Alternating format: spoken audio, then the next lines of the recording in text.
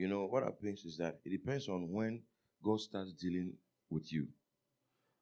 Usually, when God starts dealing with you at a very early age, usually by the time you hit a certain age, God will start revealing His purpose to you. Some people may become born again even, let's say, at age 30. So that one will not be like at 30 God must reveal something. That he became born again at age 30. So it's not about the physical age, but where the physical age comes in, that in God's program, God has appointed certain times on your timeline where He will visit you or He will reveal His purpose to you. Sometimes it coincides with certain significant age in your life. Sometimes too, it doesn't coincide. Yeah. That is, someone wants to ask, what does it mean to close your heart to people? And two, how do you open your heart up to people after you realize your heart was close to them? And three, what is divine enablement? What is divine enablement? Okay, what does it mean to close your heart to people? Is when you make up your mind about people, and what the conclusion you have made on them is preventing you from receiving whatever they have for you. Yeah, that's when you have closed your heart to people. Let's say that somebody offended you, and then you generalize the offense and say that this is how all people like that, this is how they are. This is how all men are, all women are. This is how all policemen they are. So whenever you see a policeman, you are like, oh, it's going to do the same thing. You have closed your heart to policemen. But how you open your heart is to correct your thinking. Is to correct your thinking, correct your mindset. Know that people are different. The fact that this person did this does not mean that people of his kind or caliber will do the same thing. You deal with each as an individual. When you understand that, then you start opening up to people. And generally, we should be able to deal with offenses. One of the ways you deal with offenses is to let it out. Let the person know that you're offended. And once you say it, you tell the person, then you see that you have let the thing out. But if you don't tell the person, the thing is in you. You are harboring it. You are thinking about it. It gets you worried and all that. You are doing yourself harm. So you will not benefit from anything that God might give you through that particular person. You see, because if, let's say, my heart is close to you, anything that you share with me, I'll interpret it based on the lens that I'm wearing when I'm looking at you. When I see you, when I look at you through a particular lens. That lens is a conclusion I've made on you. And so whatever you do, I'll interpret it according to the lens. So we need to put on God's lens. Jesus Christ, the Bible says that He knew what was in man. He did not entrust Himself to man. We must have a general idea that men at their very best, they are still men. What is divine enablement? Divine enablement is strength from God. Strength from God to do what He wants you to do. It's not to do what you want to do, but to do what God wants you to do. Okay, Daddy, please, can there come a time where the burden can be lifted up from you and given to someone if you don't give attention to it? Somebody can be raised to do something that you are supposed to do. The thing is that when God says do this and you don't do it, there are people who are prepared to do. And so God will go to them. But God will not take that thing from you, because the gifts of God are that repentance. He will not change His mind about you, that this is what I want you to do. But He will raise somebody else who will do it in a way, not in the same way that you will do it, but in a similar way that will virtually have the same effect. And then you will see that, what I should have done is what this person is doing. Maybe if you had done it, you would have done it in a way that is slightly different from the way this person is doing it. But this person is doing it all the same. And the results, God will get the results.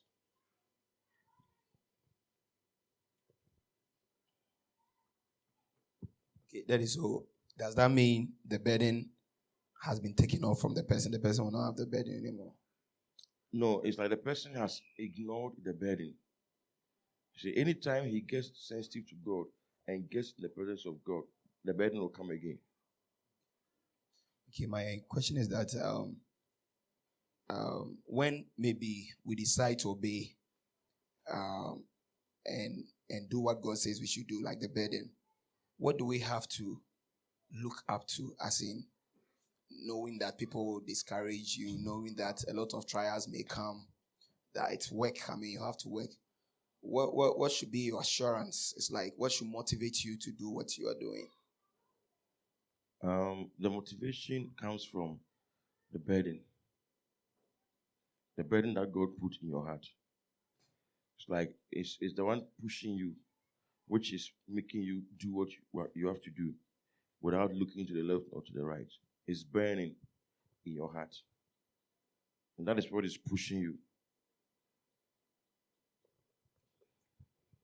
That the wise men that attended to Jesus, why were they called wise?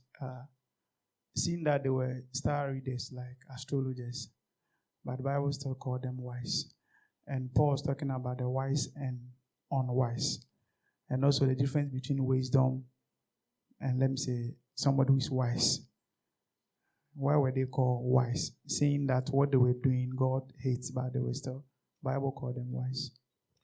Okay, in the Eastern world, the Gentiles, they had their wise men. You remember the wise men of Babylon? Daniel was made the head of the wise men. These were astrologers, magicians, sorcerers. These were the ones that the kings knew, like Nebuchadnezzar, Pharaoh. When they have dreams and they are troubled, they'll call their wise men. And these wise men, they read stars and they study omens, and they consult the crystal ball. I mean, they use occultic means to obtain information. But because the kings were not godly people and they were not for God, they relied on them and they were called wise men.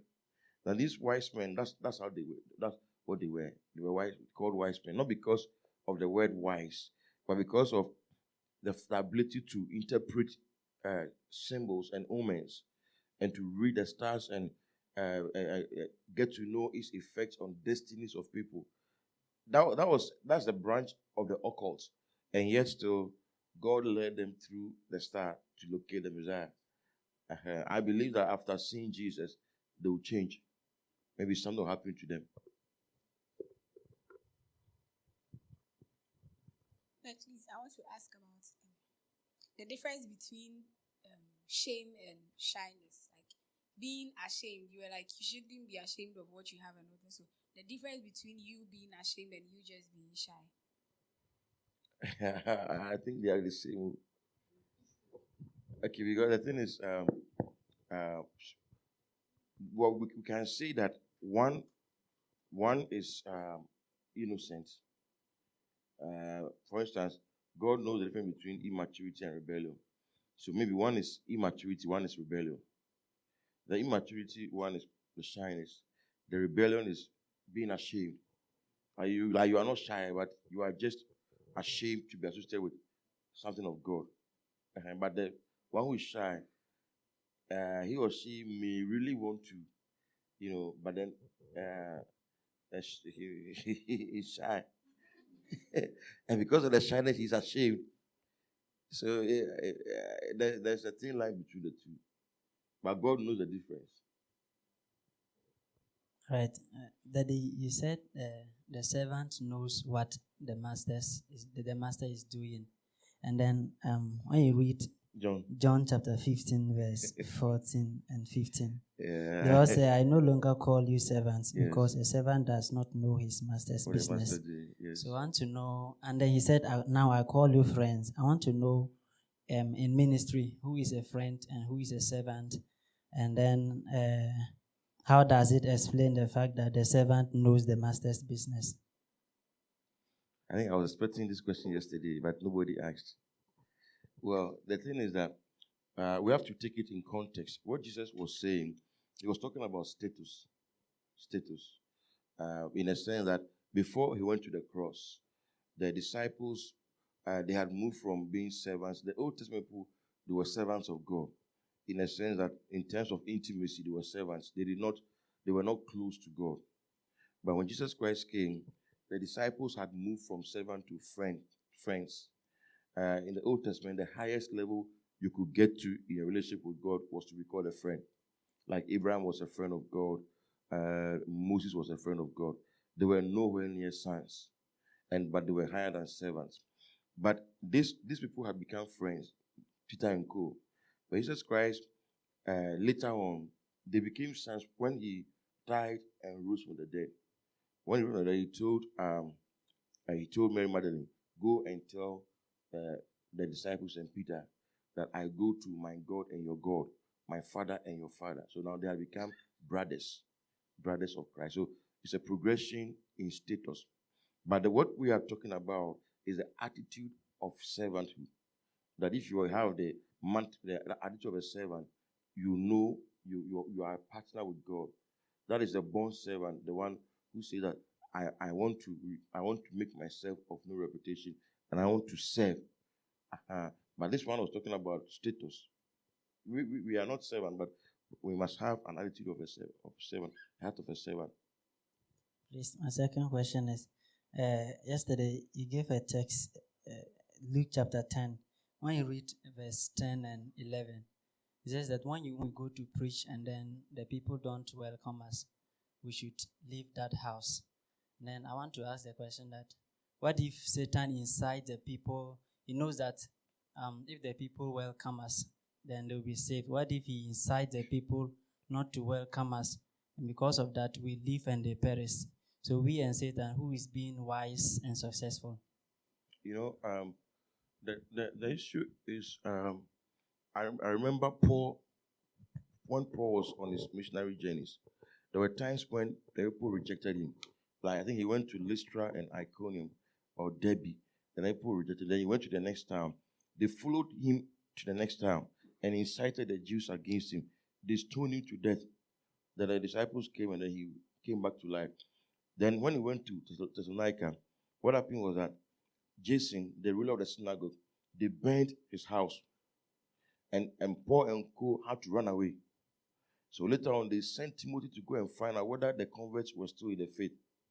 So you see that even though they ran away, they had sown some seeds, and they went back through Timothy to find out whether the converts were still doing well or they had given up on the faith. So Paul and co sometimes were persecuted. They would leave the place and go to the next town. Because you can't stay there and fight. And these people, once you have sown the seed, unless God tells you to stay there. For instance, in the city of Corinth, in Acts 18, Paul wanted to leave. Then God said, stay here. For I have many people in this city who are mine. And no one will come near you to harm you. And because of that, Paul stayed there for 2 full years. And he preached the gospel in the whole of Macedonia. So that one is possible. But if not that, then you must leave. When you go and people don't receive, they are not the only people who must hear the gospel. You must go to other people who hear. It's my last question. John chapter 12, verse 26. Jesus said that if you serve me, you must follow me. I want to know the difference between serving and following. And is it possible that you serve without following or follow without serve? And how can you combine the two? Well, I believe that it's that if you serve me, you must follow me. Yeah. In our work with God, there are 3 stages. Come to me, abide in me, and follow me. So come to me simply means come for salvation. Abide in me is discipleship. Grow in me. Jesus gave these 3 invitations. Then follow me is follow me in ministry. And so it's also connected to service. Once you step in service, you are following him. Say, take up your cross and follow me. Follow me and I'll make you fishers of men. That one is talking about ministry. You will become a fisher of men. And so once you are serving God, you are following him. Even though there are levels of following, and he can call you to higher levels of following. Like Peter's own, where he said that there's a kind of death that he must die to glorify God and all that in John 21 verse 18. That was a different level of following that Christ said he should follow him in martyrdom, so that he will be killed for the gospel. In the same way, he can also call you to a special kind of following, which is suffering for the sake of the gospel. So that you have called you to go to places where they will beat you and you will suffer for my name's sake. And it's a special call, special kind of following. That one, Paul was called into that kind of ministry. Then there's also another kind of following where you follow his steps. Peter said that he has called us not only to follow him, but also to follow his suffering, to be partakers of his suffering. Okay, so, but once you start service, you have started following him.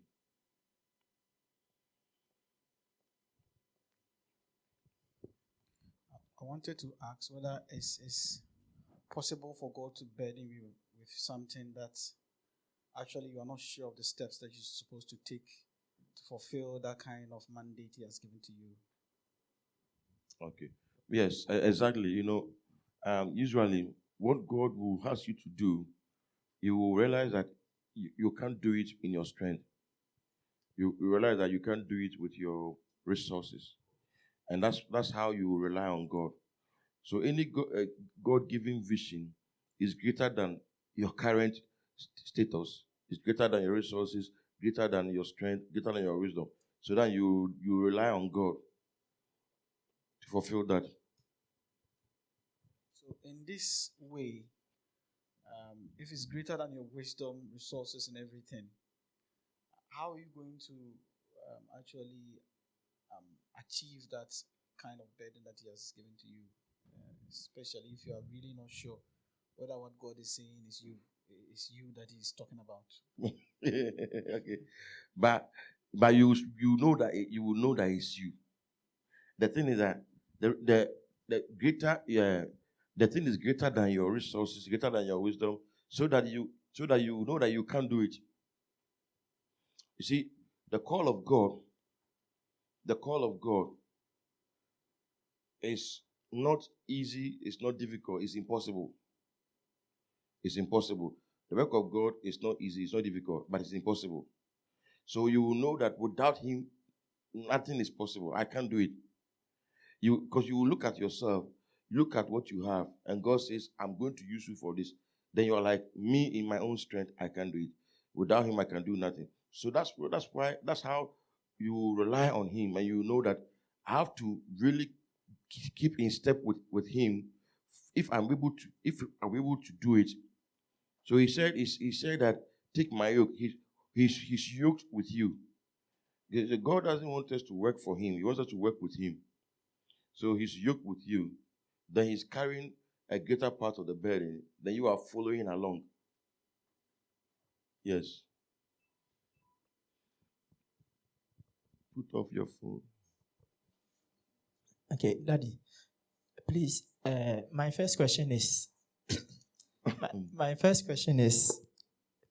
I realize that in ministry, most of the time, like if especially pulpit ministry, if the man probably will be the one that will have the vision or something, and the woman will follow, or for instance, in case of with Joyce Meyer, the husband is with her in the ministry. So in cases like that, I think as we are growing, most of us have visions and things, burdens that the Lord has laid on our hearts. So in case of marriage, what should happen? Should it be that maybe one of you should submit maybe what you think is a burden on your heart under another person? Okay.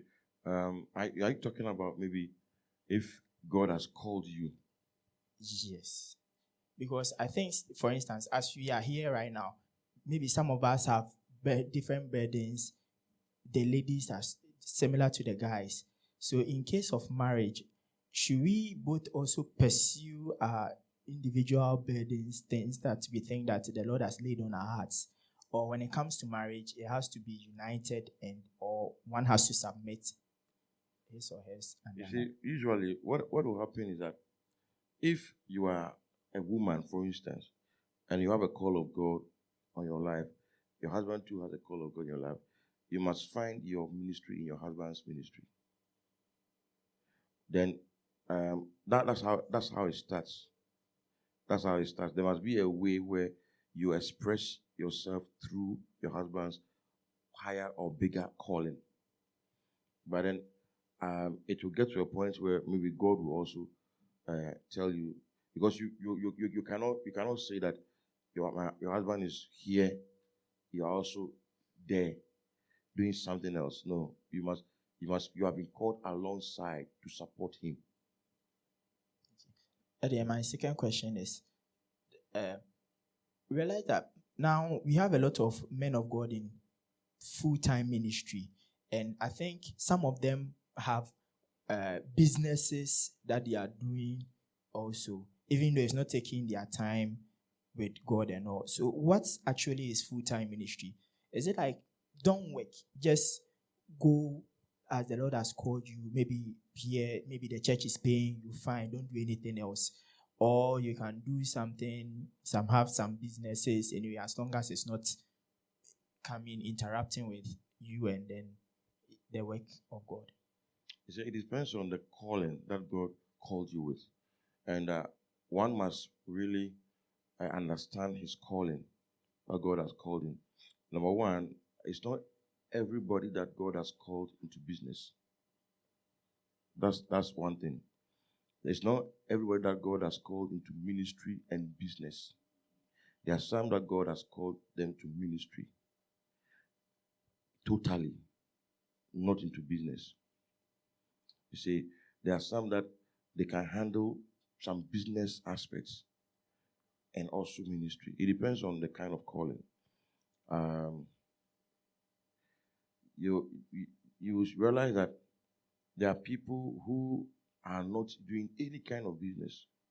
They are only doing ministry. And like, for instance, like Bishop Dag would tell you that he doesn't do any business. He doesn't have any kind of business on the side. Bishop Ajinasari will say that he doesn't have any kind of business on the side. His call is strictly to the ministry and all that. If that's what God wants him to do, that's all right. In the Bible, Paul the apostle, there were times when he was working. Even there were times when Paul would go inside the church and then he would refrain from taking offering from the church. He would be working as a tent maker. He started doing that till he got to a point where the churches were able to support him, and then he had more time, to feed, to lead the church. Okay, but Peter, for instance, he was a fisherman when he was called. He abandoned his fisherman job. Even after Jesus Christ died, he went back to fishing. He didn't get any results, so he had to leave everything, come to the service of God, and walk by faith. When it happens like that, you are supposed to walk by faith.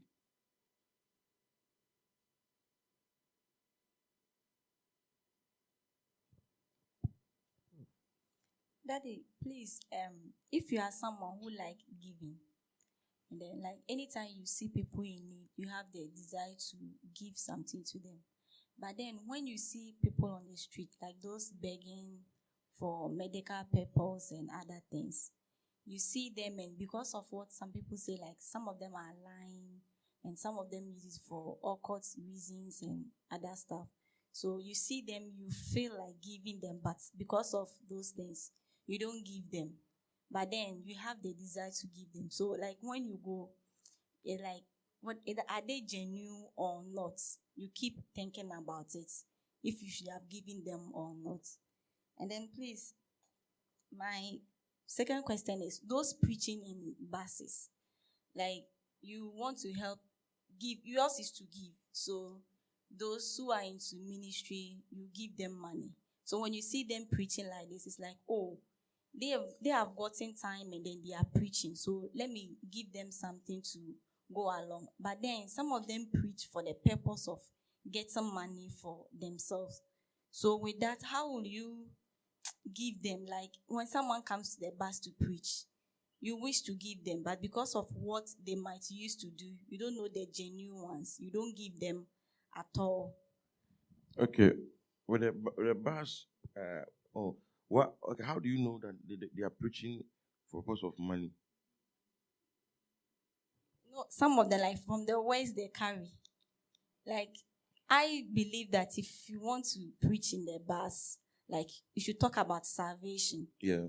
But some come and like they will just go and pick something somewhere. Some of them will even be talking about false prophets, trying to make themselves that they are better than them and other things. You see, that when you will give offering to a preacher, what you are saying is that I believe what you are saying, and I'm sowing this seed to support what you are doing. If you don't believe in what he's saying, you shouldn't give money. Are you getting me? If you don't believe in what he's doing, you shouldn't give money. If the person is preaching and the person is not preaching the right thing, or maybe you see that the person is not genuine, you shouldn't give your money to the person. That one, you have not done anything wrong. Also, people who beg on the streets, there are times when you see that this one is a genuine issue. But there are times you see that this one, they are in business. That's also the business they are doing. You know, for instance, when you see people who are elderly people, you see that they cannot work. Maybe they don't have anybody to take care of them, so they beg. Okay, you compassion, you give it to them. When you see people who are blind, see that it's a very difficult thing when you are blind to do anything. You help support them. But you see somebody who's maybe one leg is worrying him or something, and he's begging. You should not encourage that. There's one guy at Barclays, Doom Barclays. He uses one or a half pair of crutches, half pair, and his one leg is healthy. That is other leg that is a bit, and he's a healthy. I mean, a young man, and he has come to stand right at the entrance of the bank. And when people go to the bank, Doom Barclays, when people go there and they come, then he's begging for money. When I used to go there, I never gave him money. Because this is not somebody that needs money. Do you understand? There are other people, when I see the elderly people or the blind people, those ones usually they touch my heart. They are blind or they are elderly, then maybe I'll give. But it's not everybody that you just give. No.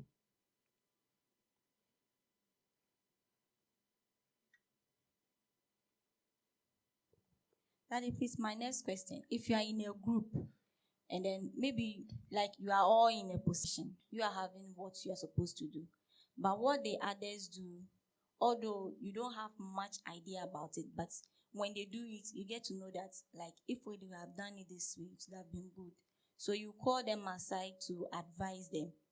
And then it's like because of that, they see you to be like proud or you think you know everything. So when you tell them, sometimes they don't take it. And you realize that when you advise them, they don't take it. Do you stop or you continue to do it? And then please, the last one is, if you are someone that you wish to see things done, like if there's something on board, you want to complete it within the few minutes so that you'll be free. Are you someone who doesn't have patience, or is it a form of rushing? Okay, no, that one is temperament. That one is they are the natural leaders, cholerics.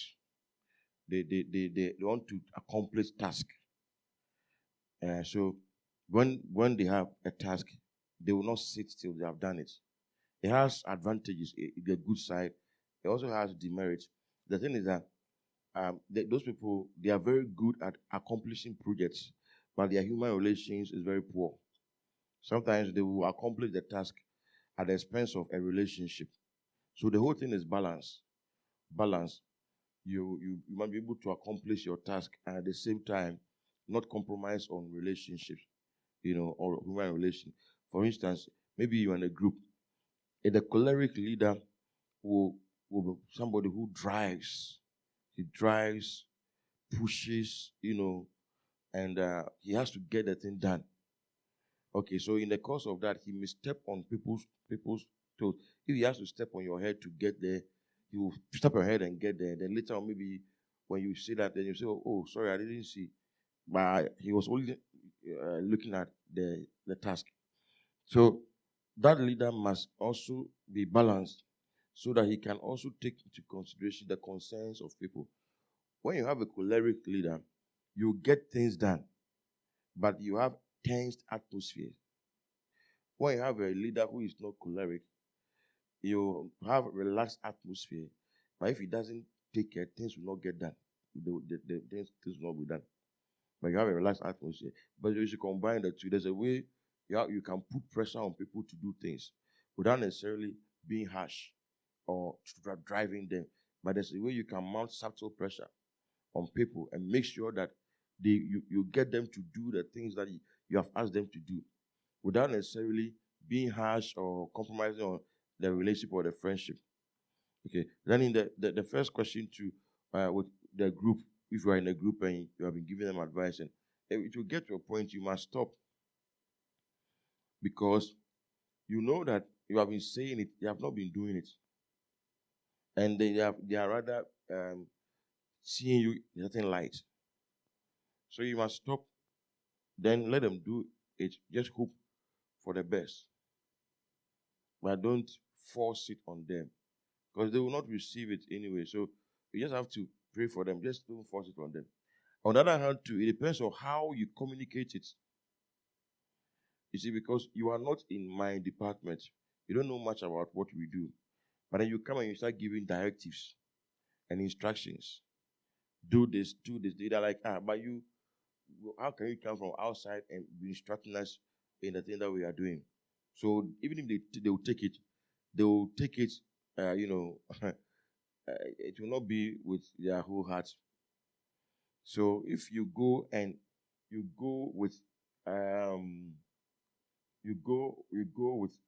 don't go with a bossy attitude, and you go softly to let them know that, if we do it this way too, okay, have you tried this way too? I think this way too can help.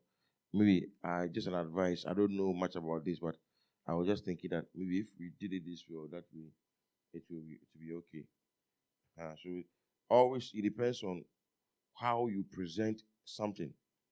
You can present anything to anybody, but how you present it will determine whether the people will see that you are trying to impose something on them or you are just giving a suggestion. You don't push too hard. You just drop it and then you withdraw. Then you drop it. Let them think about it. Then you withdraw. Drop it. You withdraw. A time will come where when they are in their pensive mood, they will start thinking about what you said, that it makes sense. And if they are Christians, God will start speaking to them.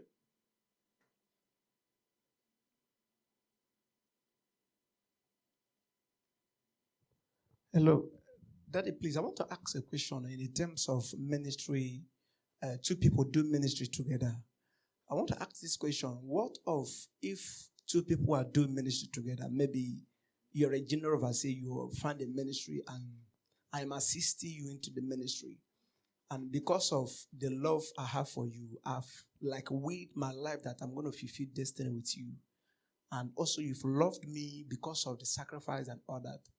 And it happened that before you have a program or anything that want to happen in the ministry, at times when I see it in the vision or in the dreams, when I tell you, it look like as if it's confirming what God has already put in your heart. Now, it means that the heart has joined together to work together. But I want to ask, what if in the terms we are a lot of prophecies from different places, from different angles, even from different country or people I don't know, for instance, who come and tell me that I have a ministry and I have a healing ministry that God is planning me to open a ministry. But looking at it with my vision and with everything, I have decided that as long as I live, I will fulfill destiny with you. And we are ready to do it because I believe if God has allowed me to come close to you and things you want to do in the ministry, I give you the vision. Say, look at what is happening. Look at what I see. It confirms what you've already planned. At times, maybe in the midnight, what you see is what I see. We join hands together. We pray about it. Our heart is united together. I love you so much. So in that time, what will, as in me that receiving the prophecy from different places, that I have a ministry. I have my own ministry that I have to fulfill it. And me, I'm not ready to forsake you because I've already designed my mind and programmed my mind that I'm fulfilling destiny with you. So in that case, what will you do, sir? What should I do? You know, every movement in the church should be by revelation, by what God says and how God speaks to you personally. You see, now you have a conviction and you know that God has spoken to you that be with this person. Now, it's possible to be with this person and still have an international ministry. It's possible that this person at a point will maybe not be there anymore. Maybe you will have your ministry. It's also possible that at a point, this person, from the way you are talking, it looks like the two people, they are very connected in the spirit. So it will happen. It happens that at a point, God will tell him that let this person go start something on his own, something that is like not under this ministry, but on his own ministry. You see, that the whole thing is about revelation. What God says. What God says. God can go to the person you are talking about, and then tell the person that this one, let him go. Not drive him away, but send him. Let him go, maybe with help to establish another thing, not directly under what you are doing, but something else. That one is possible. It's also possible for God to say, stay here and I will make you great. It's like this. Let me give some practical examples that we all know. Look at someone like Bishop Abioye and Bishop Oyedepo. You see that Bishop Abioye is still under Bishop Oyedepo. But Bishop Abioye is an international minister.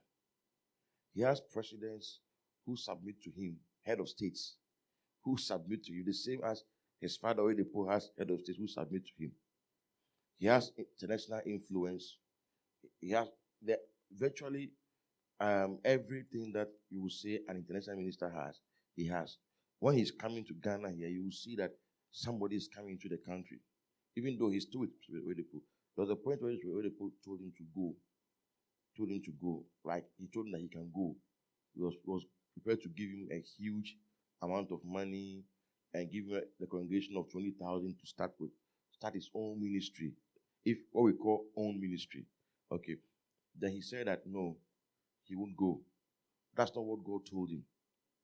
God told him to come and serve this man, and so he will still be there. That is the whole thing. I heard of Bishop Jimsa, who Idahusa, the late Idahusa. Bishop Jimsa was serving Idahusa. The Idahusa said, "Come, go to Ghana and serve Nicholas, my son." That's Archbishop Dr. Williams. And Jimsa left Nigeria, came to Ghana to serve Archbishop. And he has been serving Archbishop to date. He said that is what God told him. Go and serve this man. Bishop Jimsa is a minister in his own right. Okay, but he's serving Archbishop Dr. Williams. Okay. Then we have people also, let's say, for instance,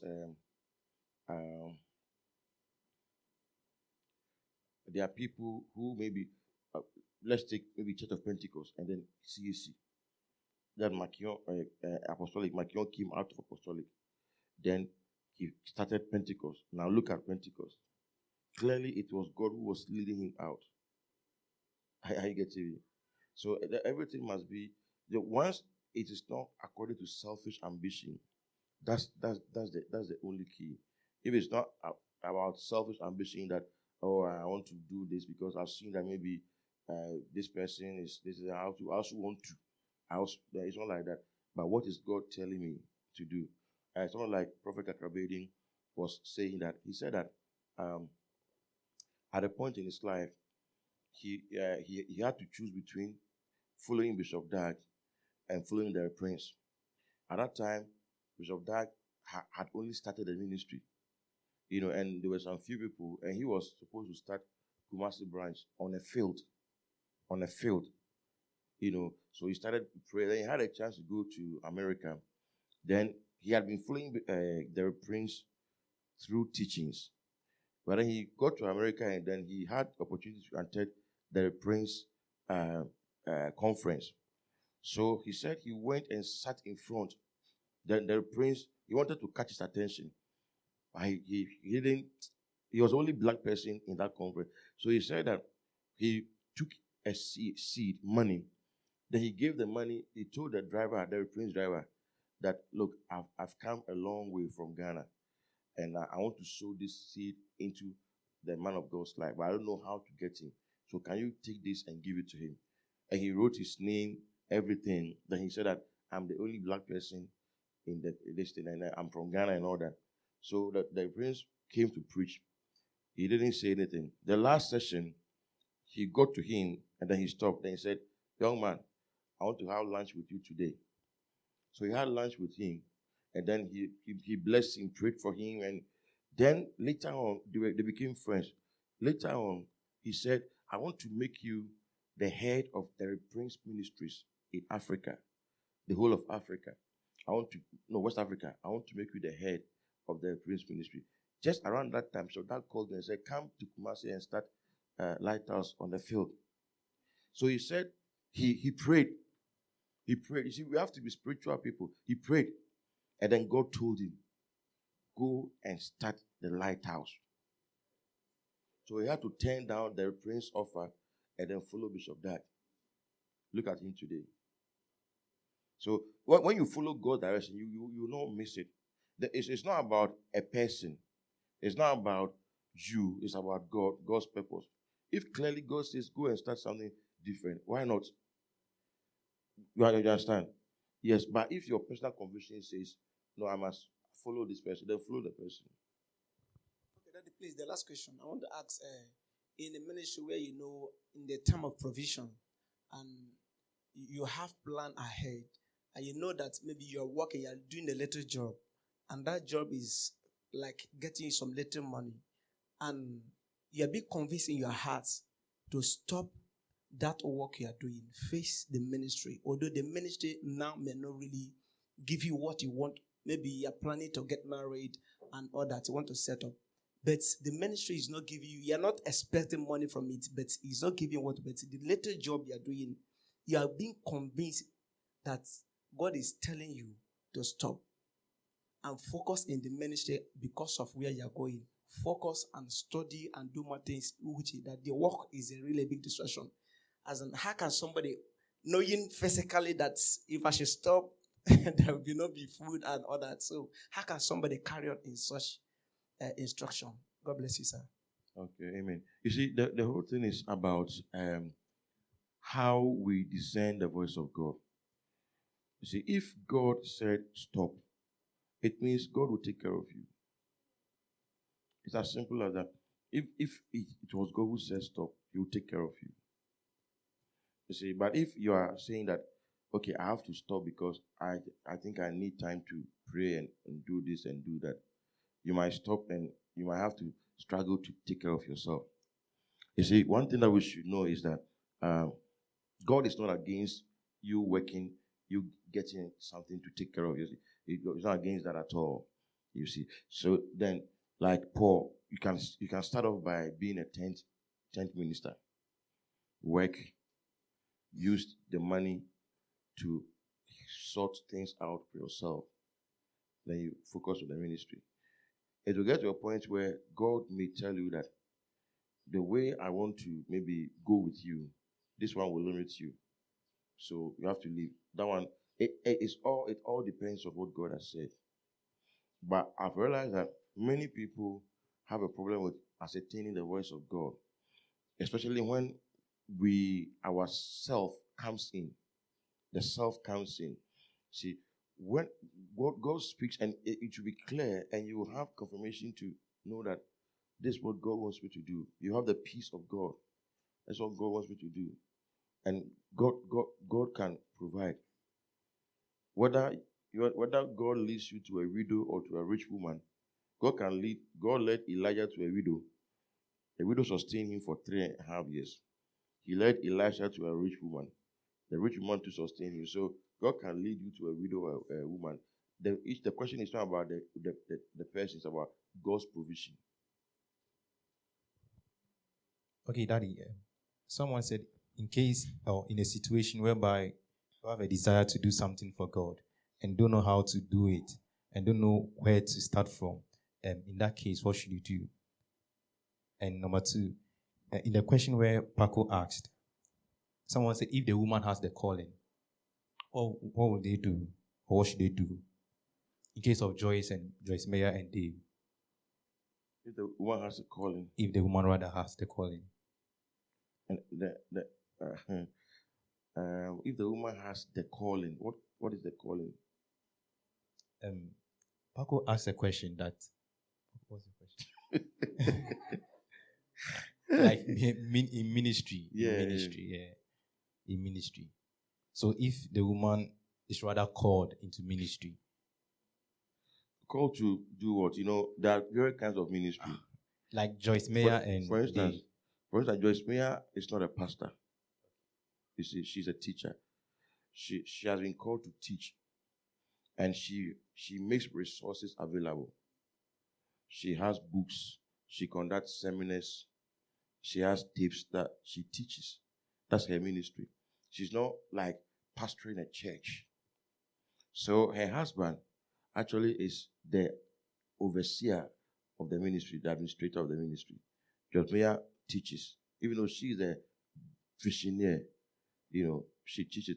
But the husband actually is her spiritual father. Because she herself will tell you that it was the husband who nurtured her and raised her to be to this level. Because she was not like that at all. The husband encouraged her, identified that gift, encouraged her, and raised her to that level. That must be a very secure husband. Okay.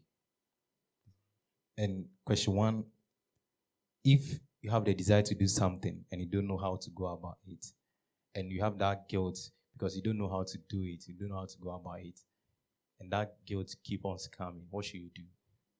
Okay, it should not produce guilt. It should not produce guilt. You should rather keep spending time with God, keep loving God, serving God. Whatever ministry work you have been assigned to, do it heartily. One problem that we have to solve is the thinking that ministry means preaching. That ministry means preaching.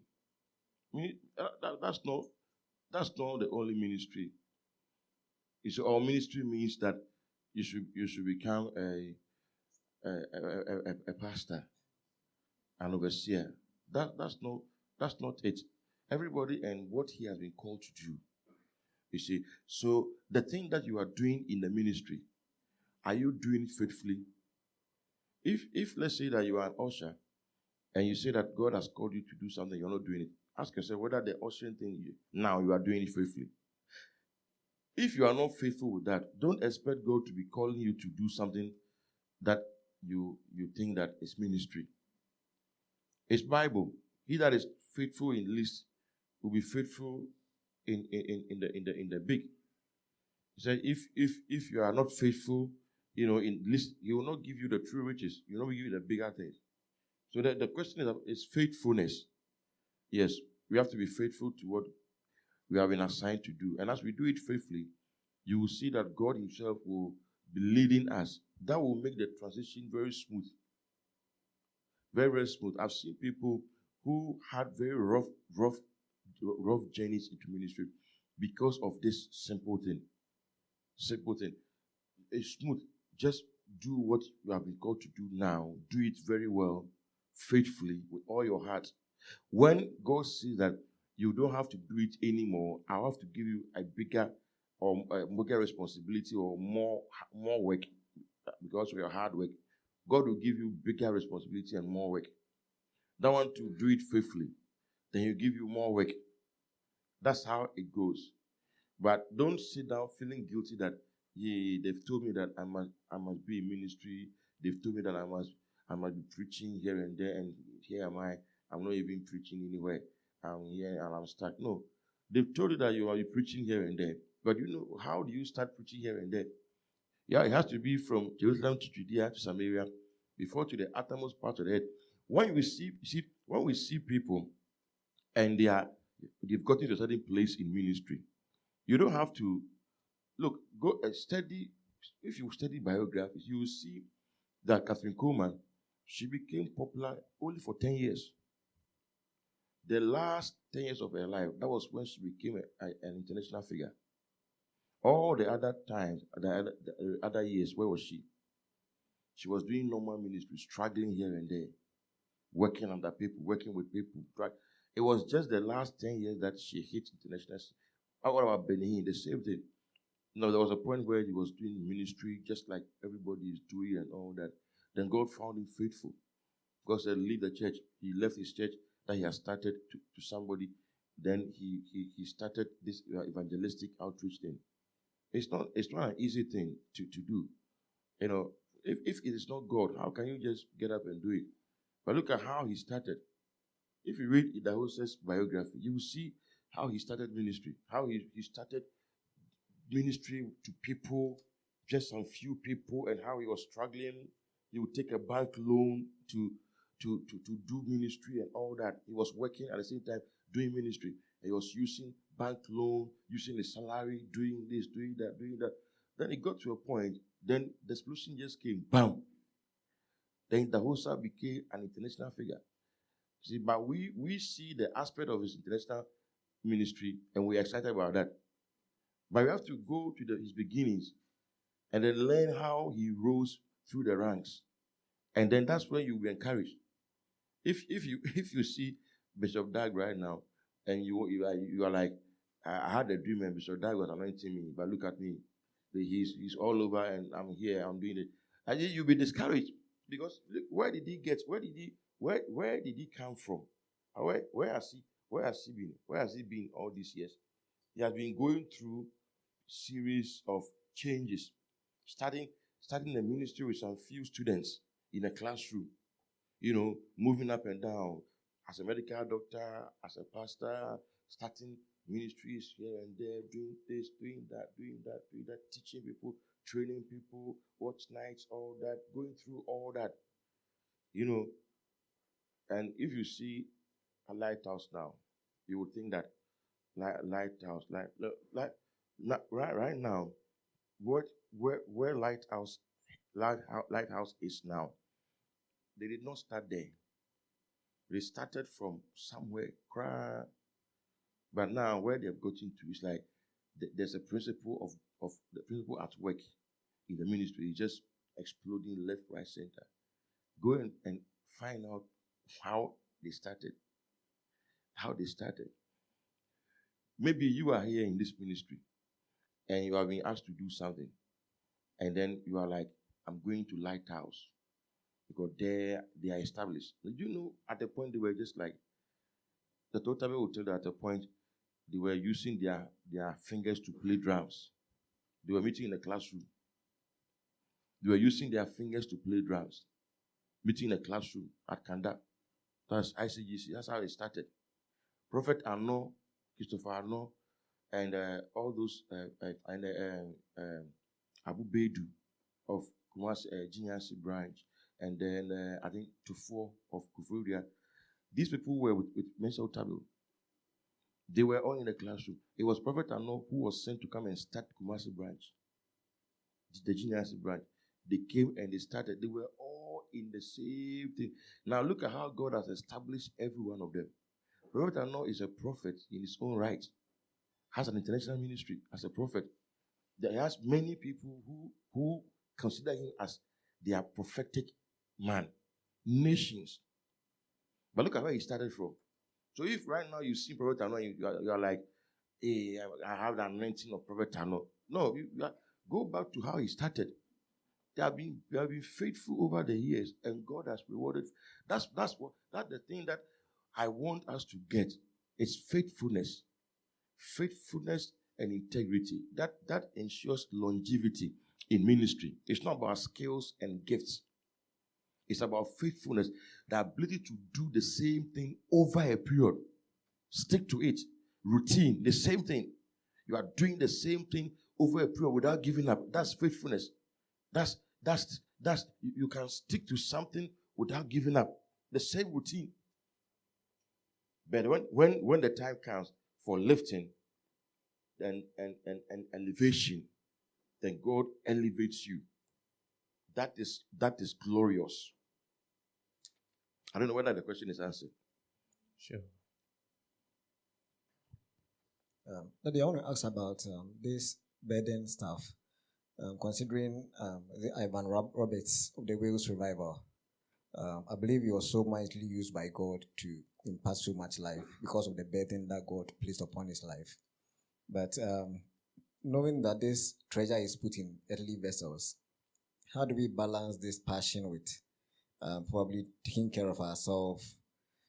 Maybe considering the budget, I've seen that there's an Annie here. God has given me visions, and now I'm so pressing in. I want to get there. And so, like, maybe Ivan Roberts taking so much appointments, fighting my way to the Annie. And later you break down I don't know whether it's probably, because according to the God's generals, I think they said he only had public ministry for only 3 years or so. Yeah, so how do we balance these stuffs in order to probably stay long for God to use us? One thing the Lord was teaching me some time ago about revival was that whenever revival hits, you'll be riding on a wave. And it's likely that when the revival goes down, you can be depressed. If you don't have balance, you are not solidly rooted in the word. But the revival is like flying a bird on a bed. When revival breaks out, everything is so easy. If it's healing, the kind of healing that you will not struggle, you will just come and stand there, healing breaks. If it is finances, it's just flowing in without struggle, without prayer. Everything is just moving. When the revival wanes, it comes down. That is when, if you don't take care, you go into depression. Because you realize that the thing is not moving as you move. Now, all that you have is a name. Ivan Roberts. So what you do is that you try to work yourself to be in that mood once more. So it will bring frustration, bring depression. But when you know that the thing has waned, you settle down to disciple, to teach. If you have built those capacities. Ivan Roberts was not somebody who had really grown in the Lord to disciple and to lead and all that. The revival just came on them. They were a group of young people, and they have been desiring God, and God will fill every available vessel. That's why it's important for us to take time to grow. There's a blessing in growth when you take time to grow. There are people you see that these people they have taken time to grow. There are others that you see that they were not allowed to grow. You see, okay. So when you are not allowed to grow, your growth is stunted. But there are people that they say that this one, he has been nurtured with truth. He has been nurtured. He has gone through nurturing. There are some men of God who have not really sat down to be taught. They have not really sat down to be taught. So they have not gone through discipleship. They are not solid. You see, they unfortunately, when the call came, the passion came and all that, the gift also came, and they just launched out, and they were just riding the wave. But it will get to a point when the rubber will meet the road, then you will see that they are found wanting. So that the only way is make sure that the foundation is well built. That we build the foundation. The foundation of the word, the foundation of prayer, the foundation of fellowship, the foundation of purity, the foundation of love, the foundation of the fear of God, the foundation of humility, the foundation of submission to authority. These foundations must be laid in our lives solidly, so that when God puts His glory on you, you will still be able to stand, have the foundation. Otherwise, God will put the glory on you and you will sink. Because these foundations are weak. That's why God wants the church to return to its apostolic foundation. And God will lay foundation. Because if we don't return to the foundation, we'll see people who will just be anointed, but they will not last. When you look at church history repeats itself all the time. You see people who came on the scene, very anointed. Jacob, very anointed, a man of reckless faith, very anointed, but he didn't last. At the point, when he came, Uriah Roberts was sitting at 10,000 or so. Quickly, he went to buy a tent of 30,000 and filled it, just to prove that he was more anointed than Uriah Roberts. But Uriah Roberts, you see how long he lasted. And look at Jacob. Just within a short time, he was gone. Is that what you want, or you want to last? That's the question. So if you want to last, then you must take certain things seriously. Things like faithfulness, integrity. Those things, they are more important to ministry than gifts and skills. Because skills and gifts, they don't make you last in ministry. Look at Pastor Adeboye. Look at the years he has been doing ministry. Look at the processes he has been through. He's solid. You see, look at Bishop Oyedepo, the years he has been doing ministry. When he became born again, he was sold out to God. And all that God has been dealing with him, taking him through series of encounters and all that, he's solid. Years. Faithfulness.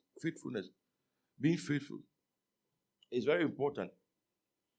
What your faith cannot give you, faithfulness will give you. Okay.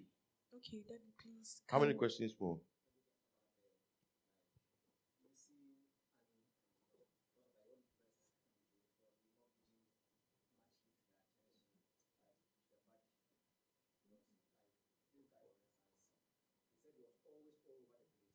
Yeah.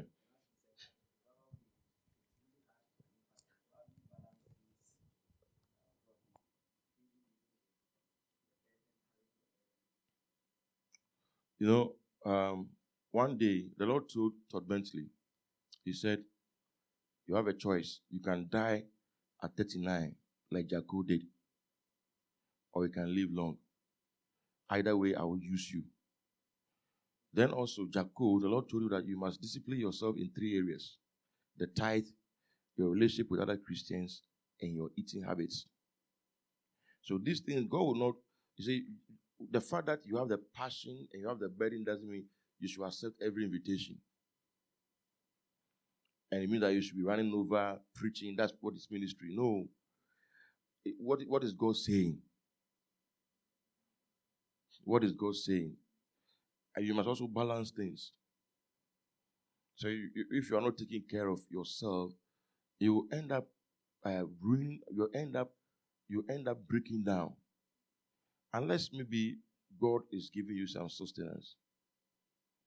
Maybe because of how He has designed you. By reason of that, God gives you some sustenance. If God has called you to be walking about preaching, you will have some supernatural strength.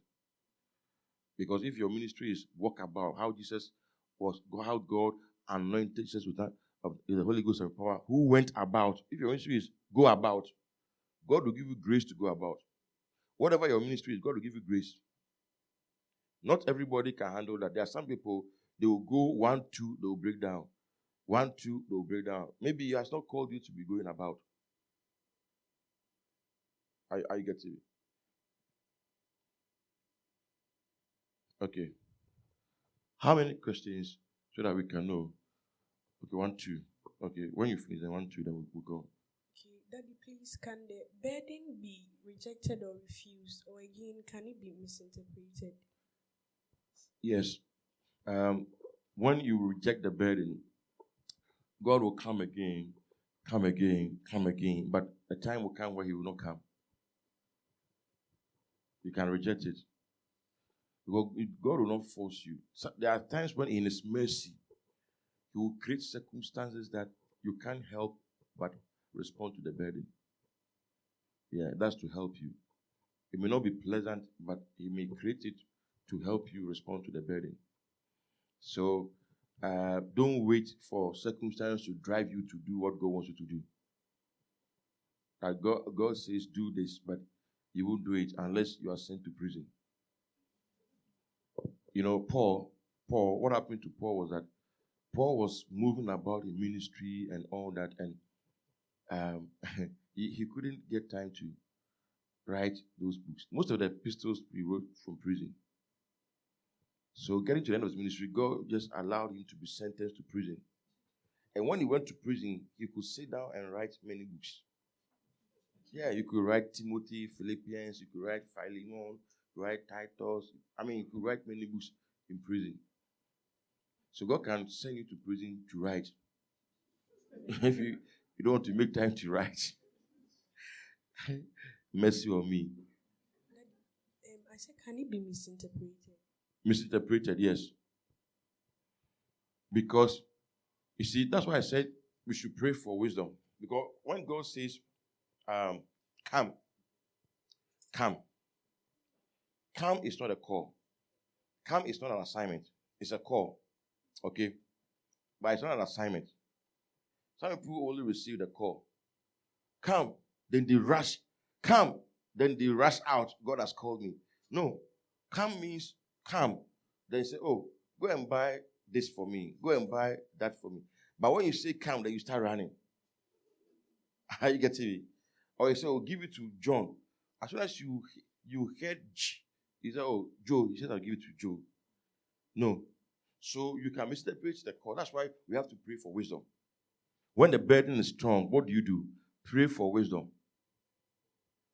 Pray for wisdom. And otherwise, you can easily misinterpret the call. Especially if you want to do something to show, to prove that God has called you. You can easily miss it. And please, Daddy, does the burden brings boldness, or you pray for boldness when the burden comes? Actually, the burden is not boldness, but God will give you boldness. Some people have the burden, but they are not bold to step out.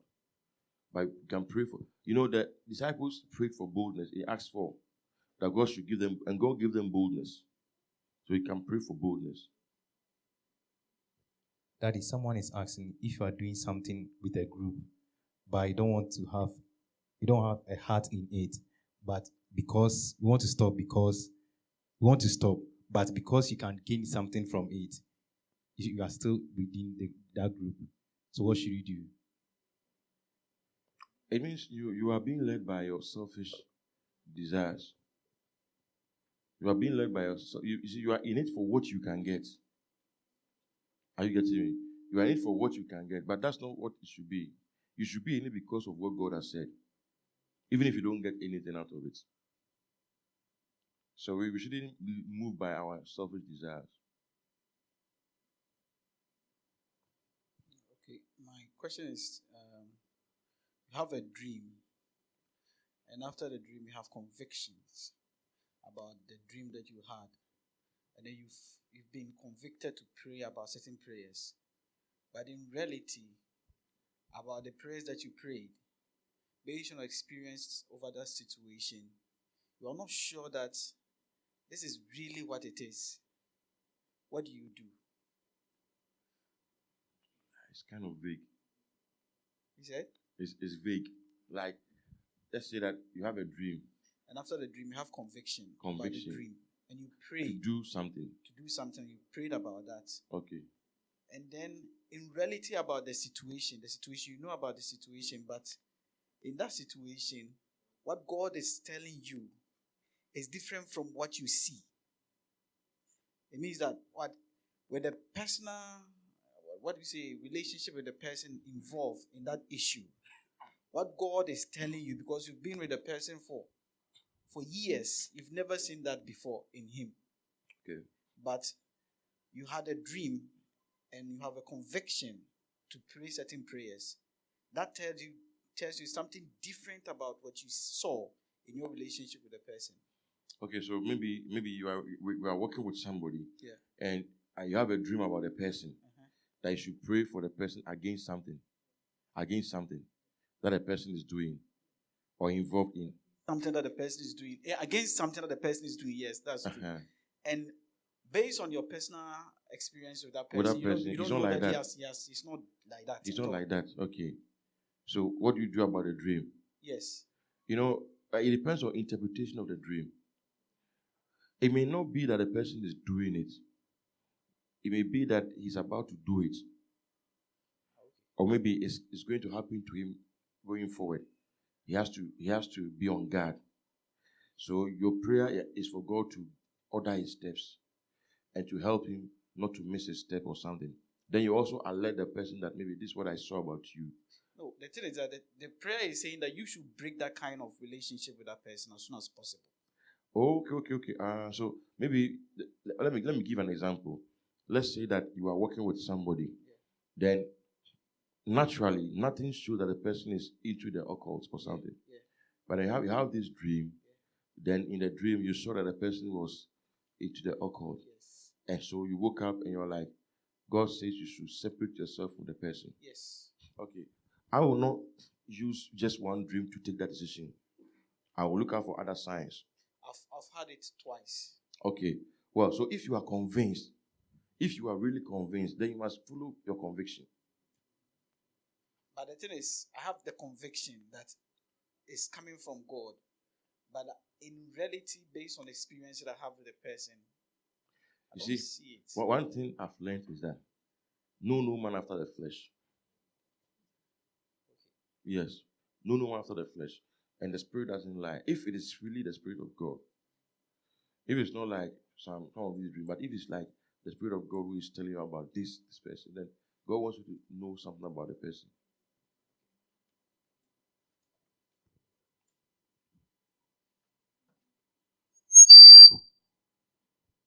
Right. Daddy. Let me sit down because the way you did, looks like you are going through a bomb. Yeah. Daddy, please, I would like to ask. My question is in relation to servanthood. I believe that we all gathered here have made a decision to be servants at heart. I mean, servants who lead, not leaders who serve. But then, Daddy, how do we put ourselves in a position where people benefit from that servanthood character, but then they're not taking advantage of us? I want to break it down. Daddy, please, can I switch the language? There are some who don't understand. Yeah. So. Okay. Okay, so Daddy, maybe you want to humble yourself, someone maybe who's your peer, or maybe someone whom you're older than. You don't want to come down and be humble, then think somewhere. They will send you, you go fetch water for them. But Daddy, aren't they taking advantage of you? Because you're only trying to be a servant, but they will make it difficult for you. And Daddy, please, the other question is the notion that people have about love songs. Please, can you help me clear it out? About love songs? Yes, please, Daddy. What are love songs? Okay.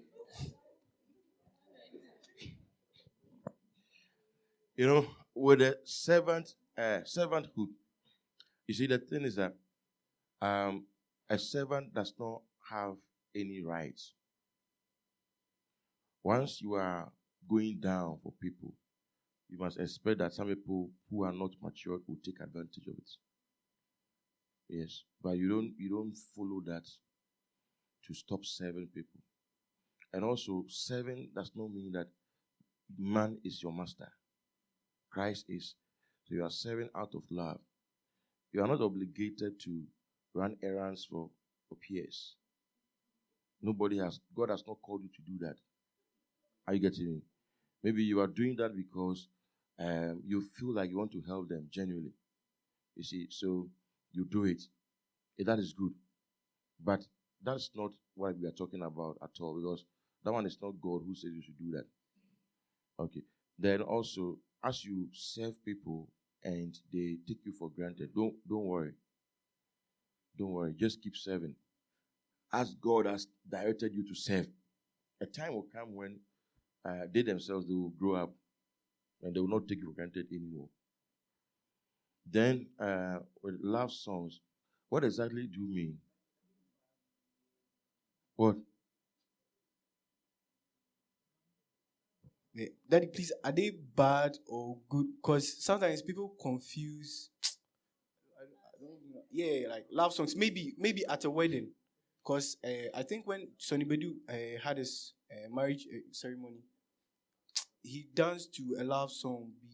And then people were talking about it. And then when someone asked me, I didn't get him an answer because I wasn't so sure to whether love songs are good or they are bad. Or maybe as a Christian, you shouldn't even listen to love songs. So how do you be romantic then?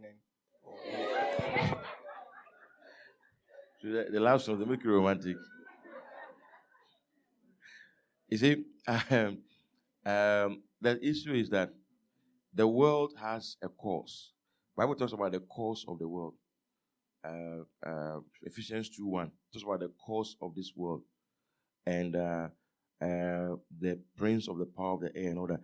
The world has a cause. It has a path that it's following. Now, they have ideas. They have principles that they propound and they support and they promote. Now, most of these songs, they promote the principles that the world holds in high esteem. And these principles are directly opposite to God's principles. They are lies. Most of these so-called love songs, they are talking about sex. And the sex they're talking about is not sex. It's not marriage sex. If you want to be sure about the song, mute it and watch the clip. It tells a lot. Just mute the words and just watch the clip. Look at the way they are dancing. Look at the way they are. Look at the message behind the song. The love song, why you are seeing naked pictures, half naked women, and they are dancing seductive dances and all that. You must know that that's not a love song. That's a lustful song. There are some songs that are designed to promote lust in you. When you listen to them, they will add to your lust. They will awaken your lust. You see, it's just like saying that you should watch pornography to have sex with your wife or husband. That's also demonic. Do you understand? So people sometimes say that, oh, it's just teaching you how to do it. It's not true. The pornographers, as they are acting the pornography, their mind is not on marriage. In fact, their mind is on breaking marriages. Yes, their mind is on breaking marriages, promoting lust, and making money. So all the things they do is staged. Staged to ensure that people are aroused sexually. You know. And so that's how some of these songs are. There's C.C. Winers sang a song. And the song actually was for Jesus, but it looked like a song for, more than what I want, everything I never had. Gotta get right to your heart. You can show me how to. You are the miracle I needed so bad. More than what I want, everything I never had. Just tell me how much. I've forgotten the words. Now, that song, he never mentioned Jesus, but it was a love song to Jesus because of who she is and because of her background, the principle that she has chosen to promote. But if you take Celine Dion's songs, now Celine Dion is not popular now. Who is popular now? In fact, I only know Celine Dion because those days I knew her. When I used to teach JHS, I used to do research a lot. But who are the ones now? Oh, don't pretend you don't know them. Honestly, I don't know them. Oh, okay, let's say Ebony. Ebony, is she not also playing some of the love songs you are talking about? Sorry.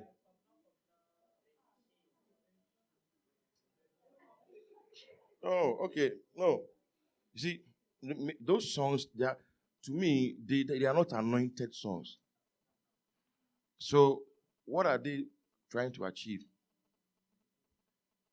They are just trying to glorify the sexual act or sexual attraction without situating it in the context of marriage. That's all.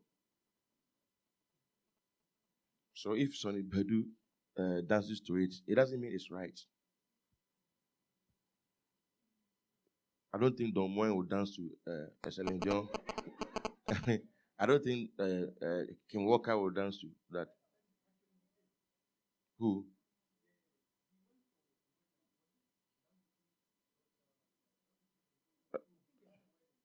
Dangote's daughter's wedding.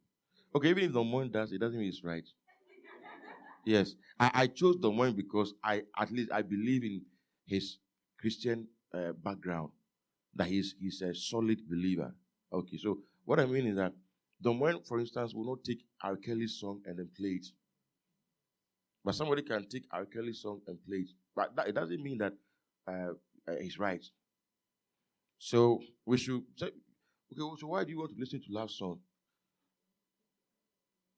No, I'm not saying you, but I'm asking. I'm asking, why do you want to listen to love songs? Yeah, some of the songs you listen to, you create atmospheres. Have you watched this True Behind Hip Hop? The part 5. I watched it so many years ago. And the man was teaching about atmospheres. And he said the particular song can create atmospheres and a climate and all that. It's very true. We don't know where these people they get their inspiration from. So you just listen to their songs. Where they got the inspiration from, you also get connected. So we don't have to open ourselves to these songs. Just let's stay with our songs that are nice. You have to develop a taste for godly music. They are very nice. Yes. The more you mature, the less you have a taste for worldly music. They don't have any substance. If you listen to Hillsong, you will see that their words are very rich. They refresh your soul. Listening to Kim Walker, listening to City Point, listening to Jesus Culture, listening to these songs, listening to their words. Their words will feed your spirit. Yes. These ones, they will leave you empty, aroused, having nowhere to go. Aroused and angry. Okay. Okay, let's do something.